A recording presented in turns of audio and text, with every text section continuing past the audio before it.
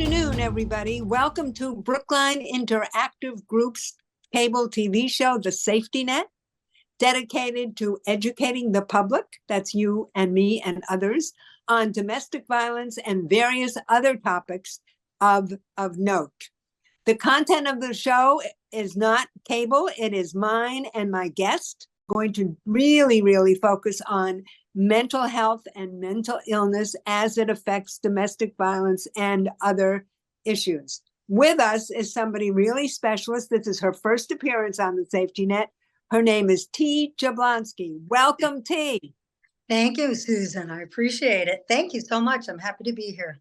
Well, I'm thrilled that you're here because we're just beginning to venture into mental illness. Why don't you tell us a little bit about yourself? I have your bio, but I just want to make sure that it's done right. And if you do it, I know it'll be done right. And if it isn't, I'm not to blame. Well, thank you. I'm actually here today as a private citizen, but I am an officer for a nonprofit here in Massachusetts. A bunch of volunteers that work, do tremendous work with violence against women and mental health and various other topics. So again, but I'm here as T, private citizen. And T, what's your background? You were born in the Berkshires, is that correct? Yep, I was born in Berkshire, Massachusetts, and my parents divorced, and I got out to California when I was a young girl, around 12. Lived out in California, met my husband out there, married him, and moved back here, and I've been here for 40 years. So I call this home. And that was, as you say, one of your best choices, your husband, 41 years.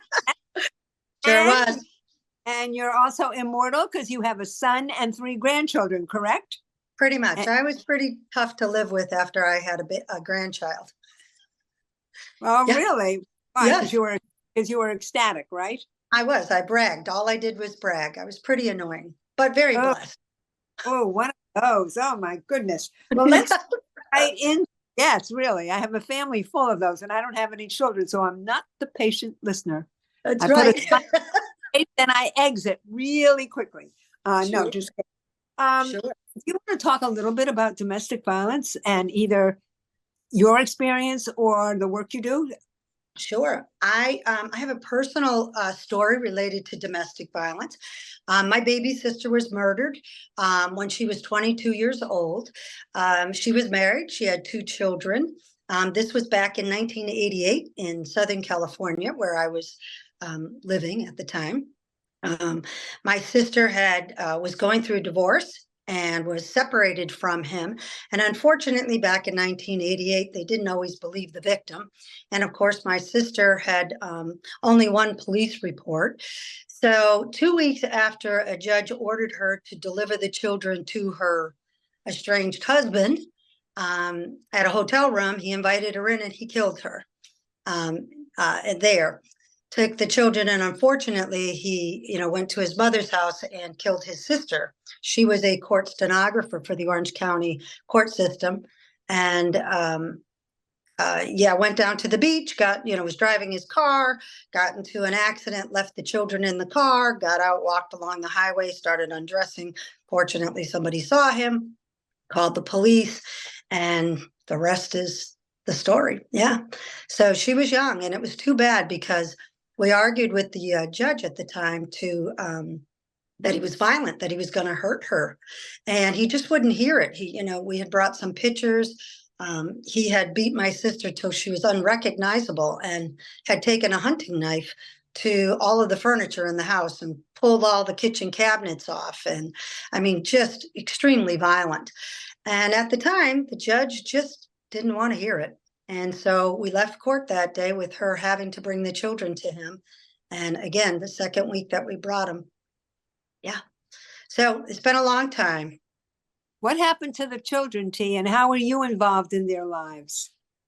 So the children became somewhat of a custody battle, sadly.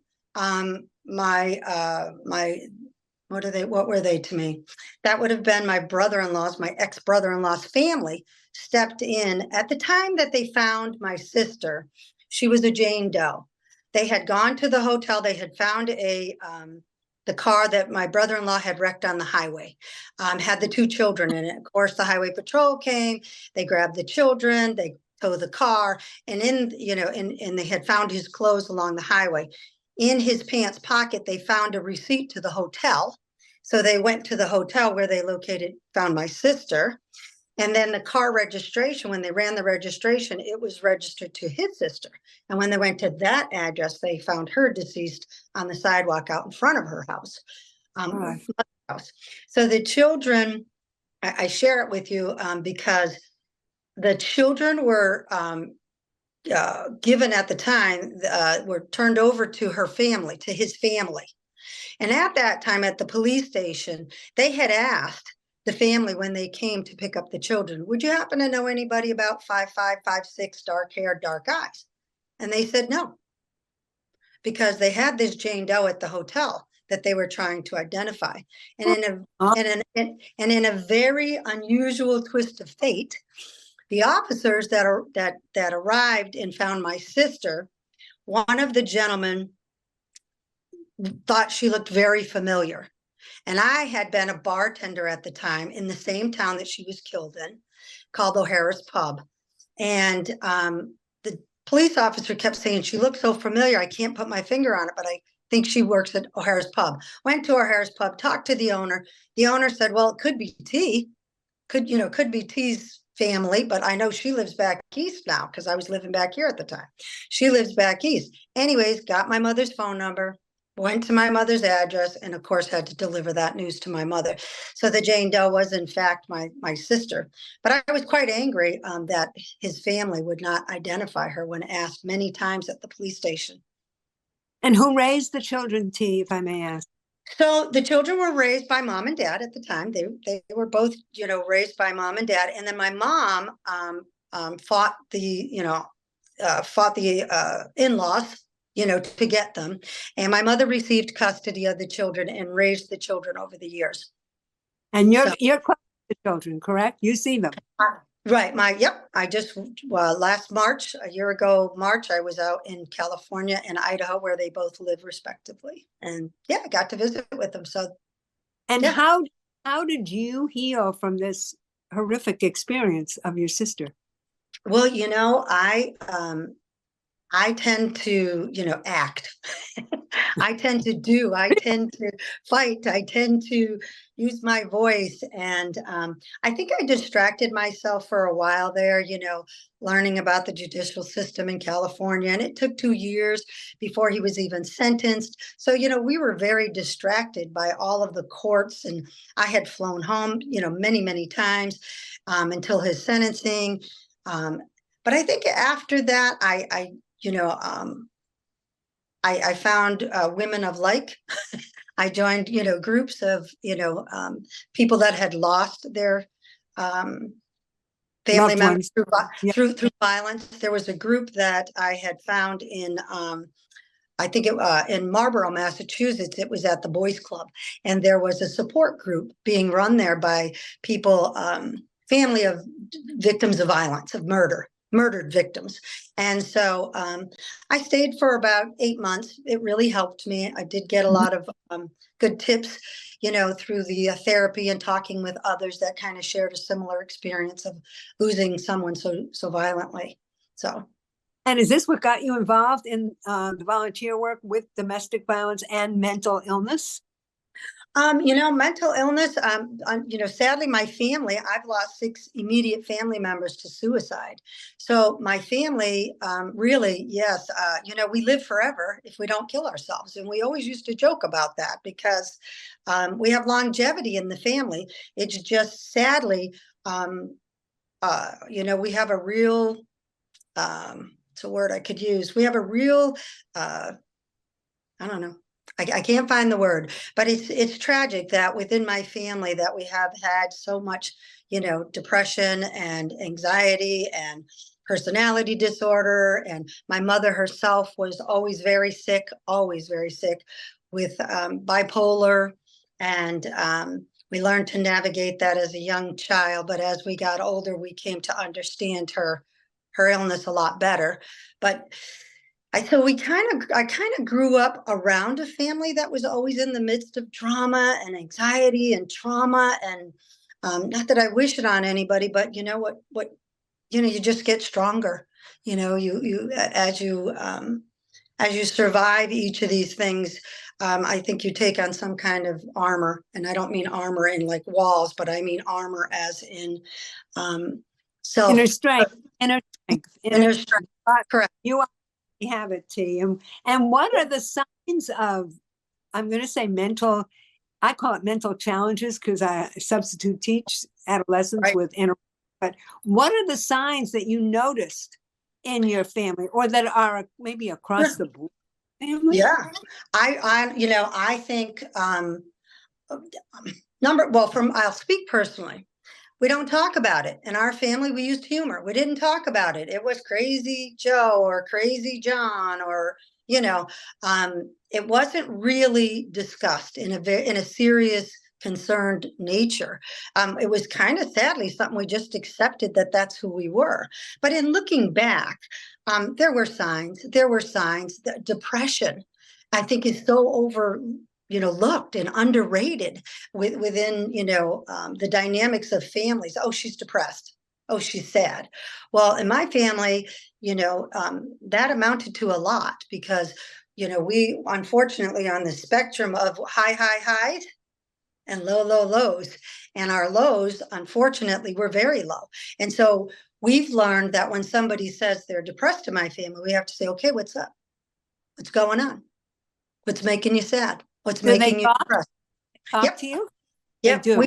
we kind of made a family constitution. Like we made this pact with ourselves when my nephew, sadly, my brilliant genius, beautiful nephew John, killed himself in 2016, and Oh,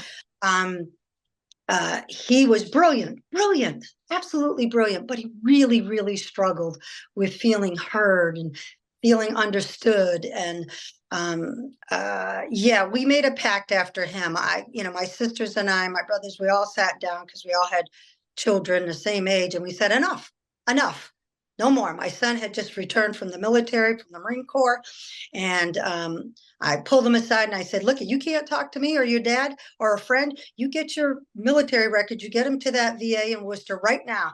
You ever struggling, you make sure you walk your butt into that place and talk to somebody. And, he did. We never had those kind of conversations before. We never had that kind of, hey, you need self-care and this is how you do it. Get your ducks in a row before you're depressed, before you're sad. so do you step in? Do you, if you or a member of your siblings, if you Yes. something that looks maybe like depression, but you're not sure, do you step in as a preventive measure? Now, do you watch your grandchildren? I mean, you live with this every day, I'm sure. Sure. And we do live with it, and there is a concern because I want it to stop here. I want it to stop now. It can Sure. be stopped. It can be prevented. It really can. I mean, we don't, our society, the stigmas, the whatever you want to call it, but we have a whole nother generation we're raising that I'd love to be raised without that stigma, without What that is stigma. stigma, T? What is the stigma? Oh, you're crazy. There's something wrong with you. Why, can't it just be different? It's just different. Why does it have to be something wrong with you? It's the way their mind works, or their brain is working at the time. And, with some, direction, we can get it back on track. So, yeah, I think the stigma of, you're less than, you're not equal to, you're somehow too different, you're left out of the circle, you're left out of the crowd, because her, she's a little touched. Well, we have to stop that. We really Mhm. have to stop that because it isolates people. I mean, the headline the other day on the news, and I don't watch it too much, but on my phone I'm flipping through, and they were talking about how loneliness is an epidemic. Yes, yes. Epidemic loneliness. And you don't think it's real, but it's real. People get lost in their head, not feeling like they're too much, and we have to stop making these folks feel like they're too much. It's never too much. You're always welcome. You're always okay to talk to me. Do you know what I mean? I'll have an ear. can't always fix things, but I'll sure be here to listen to you. And we don't do that readily. We just don't. And I'll tell you another thing too. I shared the other day, I went because May is Mental Health Awareness Month. And I was invited to an organization, one of the meetings, of which I'm an officer of, and found it very interesting. They were trying to brainstorm on how they could raise awareness in their communities and how they could talk to the students in their high schools. And we sat at a little table, and I shared with one of the ladies about, so your daughter comes in and she says, oh, school sucks. I hate school. I can't stand it. And what's your response? Knee jerk. And amazingly, almost every woman at the table had the same response. It'll be okay. You're all right. You just negated her feelings.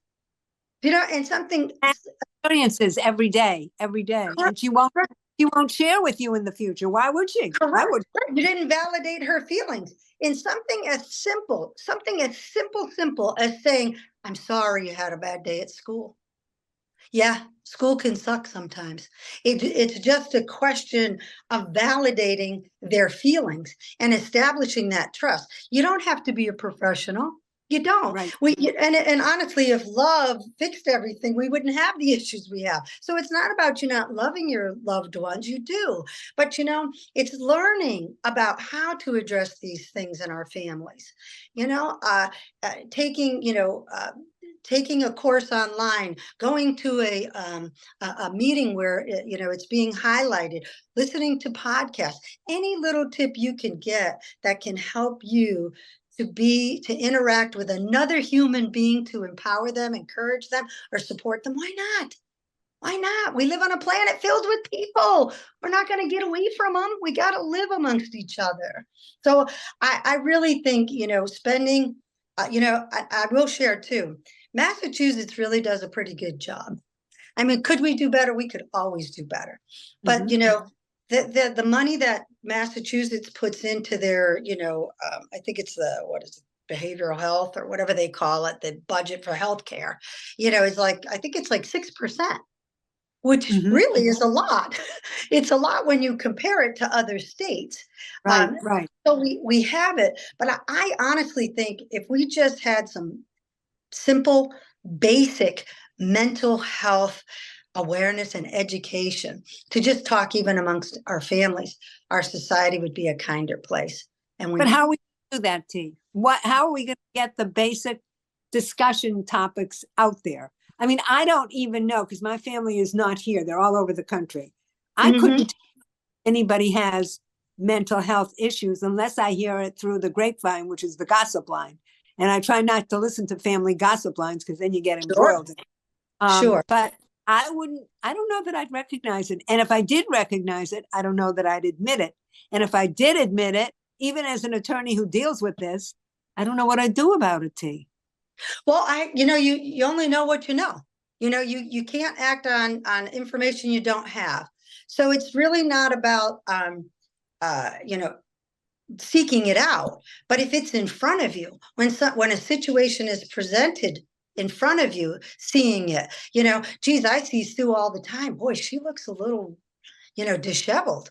Her nails are dirty. Sue, you feeling all right? How are you doing, Sue? Do you know what I mean? You might say, oh, I'm just tired. I was working in the garden, but for somebody like me that's a little hyper vigilant, I might see your dirty nails and your disheveledness as not taking care of yourself. Okay. So, but as far as in general, I think it's just really having the tools if the situation prevents itself. That's all it is. It's preventative. It's having a basic knowledge. And again, back to your question, how do you get that? You get that through discussions like this, through programs like yours, through podcasts, through TikTok. I mean, TikToks, reels. You get it through talking with friends. You get it through, sharing with family members. It's sharing it. Your family sounds very open and very courageous to have this sort of pact and to say, listen, we're going to stop it. The cycle stops here. We're going to do whatever we to stop the mental health challenges. And, it doesn't really work that way in domestic violence. I tell this story a lot. when I first started practicing law, I had never heard the word domestic violence. And then that's all basically I do. It's my practice. But you know what? I see a situation on the street. I'm reluctant to get involved. And I do see situations periodically on the street. So what do? I go around the corner, I pull out my iPhone, and I dial. Brookline Police has a fabulous, fabulous domestic violence unit. I call the police. But if I saw it in my family, I'm beginning at family gatherings to broach the subject. If you're not happy in a relationship, get out. If you can't get out, talk to us. We can very gently, because I've noticed the younger generation are very sensitive and very defensive. Yeah, go ahead. Something as simple as, listen, I'm always here for you. I'm always here for you. You'll always have an ear with me, sweetheart. My nieces, my nephews. You know what? Auntie T loves you. I'm always here for you if you need me. I'll always have an ear. Do they call you? They do. They do. Yes, to the chagrin of their parents sometimes. But, why does she talk to you and not me? Listen, don't ever worry about that. They talk to people who they feel safe with. So, but I want to go back and touch on something you were saying about the police. So my own personal feelings on that are not every mental health situation, not every mental health issue is a police issue. We're like, we have this reflex to call the police. Do you really need the police? Do you really have to make it a police situation? Because sometimes my experience, is been dealing with, it heightens the issues with the individual when the police are there. We need to have, like, we're getting them. They're called intervention. I think they're called intervention teams. Those should be the first responders. Just like we learned years ago about first responders, to a domestic violence, and they knock on that door, right? And, if they didn't complain, they couldn't do anything. Well, now we have laws. If they see signs of abuse or whatever, they can do something. We trained them, right, for first responding. Well, I feel the same way when it comes to mental health issues. You call 911 and they're going to send a cruiser. They're going to send the police in most communities. Well, for the individual that is that is struggling, that can actually make things worse. Okay. To me, I think it would be better as individuals, and this comes again from a family perspective, but I think it's good to know their primary cares. It's good to know their psychiatrists and psychologists, people that are aware of the individual that's in crisis. Now, that can't always happen, I understand, but with intervention teams responding first with a backup as the police, but not the primary police there first, and then you bring in an intervention. And yeah. Hey, you know what? I'm going to jump in and I'm going to push back just a little, even though I told you I would. No, go right ahead. Sure. Our police are so skilled at de-escalating. They know how to de-escalate a situation the way you're talking about. And to be really honest, we have an incredible police department. We could all use improvement. I could, maybe you could, I don't know about you. I know sure. I could. Sure, me too. But they know what to do. And to be very honest, domestic violence calls, I don't know about mental illness calls, are the most dangerous calls for the police. Oh, so sure. I certainly see the need for social workers, counselors, psychiatrists, family history, but not as first responders. But every police department should be trained the way the Brookline police are in de-escalation, number one. And number two, I have real problems with what's happened post-COVID. I've had a couple of cases in the last month where a person has mental health challenges. They were managed and stabilized for years, and then COVID came along and people either retired or they quit or they don't want anything person to person. Medications got messed up, doctors got changed, and the individuals disintegrated to the point where now they're institutionalized. So it's really, really complicated. I hear what you're saying, but I also have to tout the horn of what we've done here, and I hope other communities follow the lead. And we only have a couple of minutes left, and they're yours. What would you like to say? And I hope you'll come back. What would you like to say? And how do people get in touch with you, T? Oh, how could you get in touch with me? That's a good question. You can get in touch with me via my email. It's pretty open. Okay. And you're Jablanski@gmail. okay. We'll have maybe Adam will run it. And your last parting words to the audience of the Safety Net. We're talking with T. Jablanski, who has been more than open about her own experience, very, very horrific experience, her family, Thank you. and the wonderful work she's doing now. She's going to come back because she's going to have to talk about that soon. Go ahead. Someday. I will. Well, listen, I just want to say thank you very much. I guess my parting words would be you're stronger than you think you are.